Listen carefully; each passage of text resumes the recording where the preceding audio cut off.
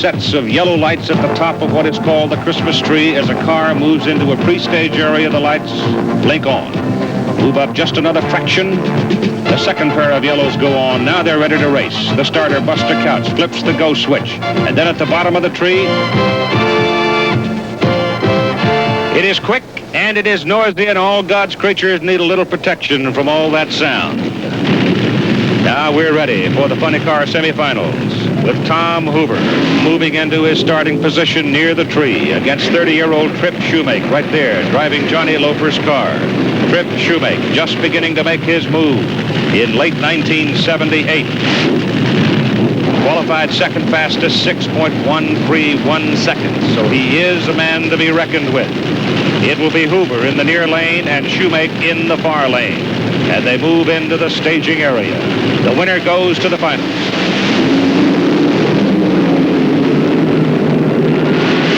It is Hoover at the top end. Tom Hoover from Minneapolis.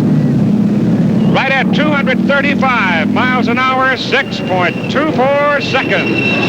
And so the veteran continues to run very smoothly and very well. Tom Hoover marching right along into the funny car semifinals, and now he'll have a rest, cock an ear toward the public address announcer, and wait to see which man will join him in the big run for the money between Raymond Beadle and John Collins.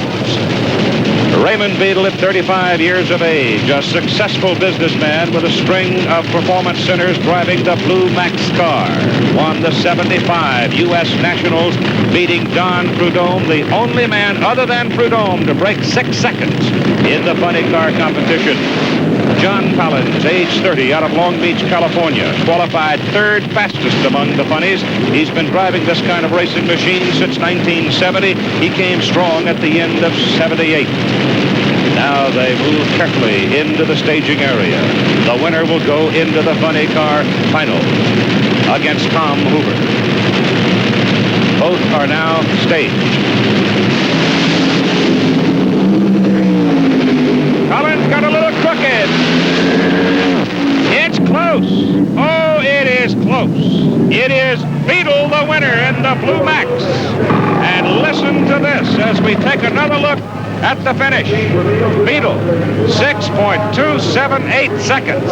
Collins actually ran a faster race, 6.275, but the whole shot by Beadle was just enough, and he goes into the funny car finals against Tom Hoover. Top Jewelers next. Right now, a quiet moment with Chris. Minutes before going into the semifinals, Shirley Muldowney is relaxing in her truck. Shirley, are you really relaxing, or are you psyching the opposition? Little of both, but I'm just trying to stay away. The people are very interested, and they've always been great fans, but I'm just trying to have a few minutes for myself. I don't want to make any mistakes, Chris. Getting closer and closer to the finals. Bob Noyce, you've come up against him before many years ago. How will you handle him? Just like I do the rest, drive my own race. He's exceptionally good, and he is, no offense, but he is one of the old pros, and he does know how to drive a race car. But Jim Brissett, he wrenched the car for Kelly Brown last year, okay? And Brissett, I mean, he is no one's fool. He does know what he's doing, and he does know how to wrench that race car, and we're keeping our eye on him. Now we get a look at Shirley Muldowney in action from Mount Clemens, Michigan.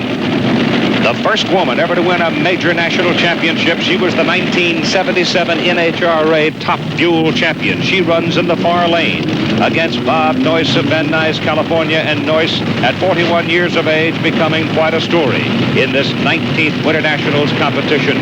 They move carefully into the staging area, the semifinals. Smokes her tires. Noyce gets an edge. And it's close at the finish. Muldowney not able to exercise the tremendous top-end speed, and Noyce has beaten her. Bob Noyce knocks down Shirley Muldowney. But listen to this. Muldowney ran a faster race, 6.027.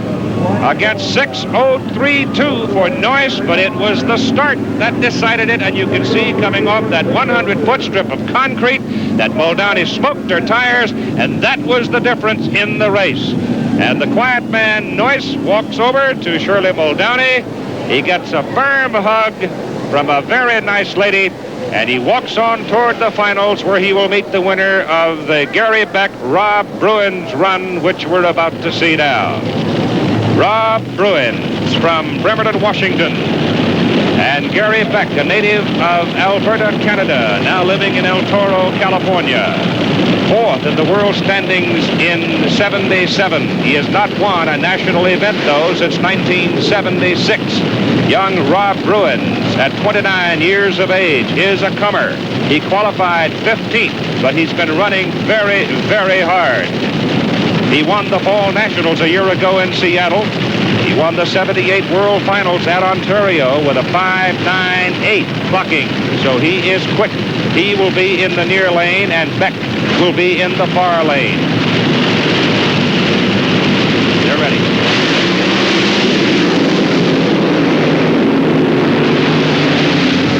Oh, my goodness, Beck's engine came apart. The blower blew away, and Bruins beats him. Rob Bruins, and listen to this time, 5.858 for Rob Bruins, one of the fastest runs of the entire competition, but watch the explosion in Gary Beck's car. The flash of flames, and now you'll see the entire top part of the engine, the blower, fly away and go bouncing down the asphalt roadway. No one was injured by the flying debris. No one was even very close to it. And Rob Bruins from Bremerton, Washington, has moved into the finals against Bob Noyce for the top fuel top prize. Now we look to the Pro Stock final matching those Hoosiers, Bob Glidden and Joe Satmary. And remember, Satmary was the last man to beat Bob Glidden. He did it in May of 1978, and Glidden has not lost a race since that time. Satmary will be running in the far lane. Bob Glidden will be running in the near lane, and they are in the staging area.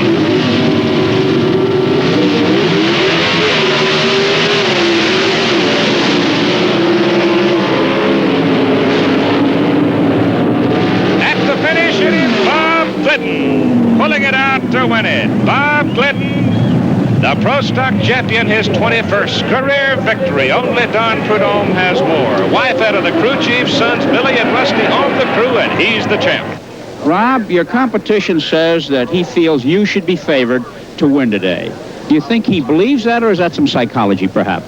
Well, he probably believes it on the count. We just ran a 585 compared to he ran a 602 his last run, so we would be favored on that account, and the fact that we've shown the consistency that this is the fourth national event in a row we've been in the finals. Are you confident? Oh, yeah, I feel really confident that the car is capable of winning another race, sure.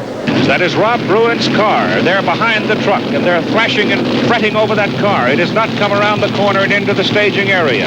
Carol Brissett, Jim Brissett's wife. She's been praying all day, and so far maybe it's been a little touch of magic. Norris is ready to run in the far lane, the smoke lane. Bruins is yet to come into the staging area.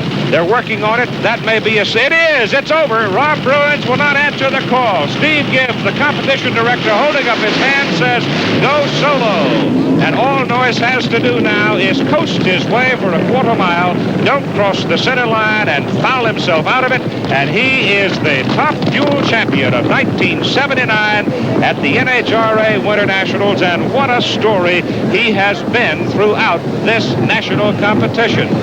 Noyce, coming out of retirement, coaxed out of retirement, didn't really want to do it. And here he is ready to accept the big prize. Right now, that rattling roar is coming from the funny cars as Raymond Beadle moves up along with Tom Hoover to the starting area.